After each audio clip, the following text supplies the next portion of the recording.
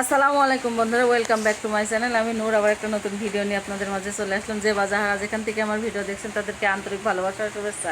যদি আমার ভিডিও ভালো লাগে অবশ্যই লাইক কমেন্ট শেয়ার করবেন, আর যদি ভালো না লাগে তাহলে নিজ দায়িত্বে স্কিপ করে চলে যাবেন। আজকে রান্না করব, কী রান্না করব চলেন আপনাদের সাথে শেয়ার করি কী রান্না করব। আজকে রান্না করব হচ্ছে, এখানে রাখছি হচ্ছে বাড়িতে পালা যে চীনা হাঁস, সেই চীনা হাঁসের এই যে গোশ রান্না করব, চীনা হাঁসের গোশ রান্না করব। এখানে পিউলি মাছ নিয়ে আসছে, সে নদীর পিউলি মাছ, টাটকা মাছ। এই পিউলি মাছ পেঁয়াজ দিয়ে রান্না করব। আর এখানে যে চিংড়ি মাছ আর বেগুন আলু দিয়ে চিংড়ি মাছ রান্না করব। এই রান্না চলেন রান্না করি।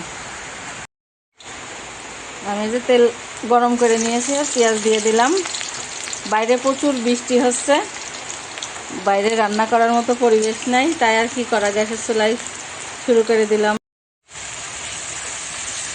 এই যে মশলা দিয়ে দিয়েছি, সব রকম মশলা, আদা বাটা, রসুন বাটা, জিরা বাটা, যা যা লাগে সব দিয়ে দিই। খুব সুন্দর করে কষাই নিচ্ছি।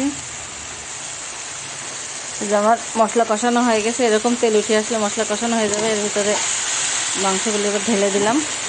চীনা হাঁসের মাংস, বাড়িতে চীনা হাঁস পাইলে রান্না করা এই মাংসের স্বাদই আলাদা। তেল গরম করে নিচে চিংড়ি মাছগুলো ভেজে নেব। হলুদ দিয়ে দেবো, সুন্দর করে নাড়াচাড়া দিয়ে উল্টে পাল্টিয়ে ভেজে নেব। এই যে ভাজা হয়ে গেছে, এখন উঠিয়ে ফেলবো, ফেলে মশলা দিয়ে কষাই নেব। মশলাটা কষাই নেব।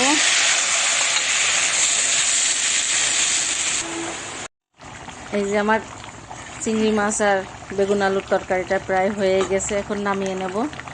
আর এখানে যে চীনা হাঁসের গোশ, এও প্রায় হয়ে গেছে, এখন নামিয়ে নেব।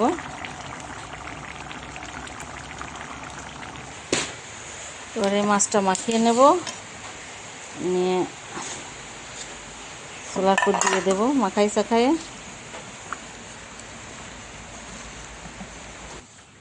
এই যে আমার রান্না শেষ হয়ে গেছে, চিংড়ি মাছ আলু বেগুন দিয়ে। এখানে চীনা হাঁসের মাংস রান্না করছি, আর এই ছোটো মাছ রান্না। এই রান্না শেষ। কার কোনটা পছন্দ অবশ্যই কমেন্ট করে বলবেন। সবাই ভালো থাকবেন, সুস্থ থাকবেন।